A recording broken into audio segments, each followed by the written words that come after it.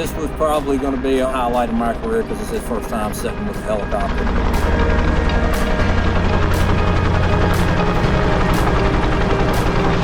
The job today was a 25-ton package unit to replacement off the roof. The biggest reason for the helicopter was it was actually not the cheapest, but the middle of the road as far as expenditure was concerned for the customer. The crane that would have needed to be set up was going to be so large to reach over top of the building that it kind of blew the price tag out of the water.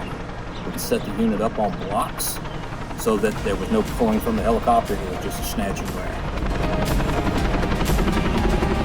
I learned a lot with this, and being that this is my first helicopter job. It was frustrating, don't get me wrong, it was frustrating, but we got through it. I felt today went great. We had good support and guidance from the helicopter team to let us know where we were to stand, when we were to move, where we were to move to. My guys did great, without a doubt. We couldn't ask for better. Logan Carr and Timothy and our guys and one of the guys in CSE, everybody worked perfectly together and it went smooth as silk. I'm not sure how things went up here on the ground, but from the momentum that it came and the helicopter being here, it must have went very smooth on the ground as well.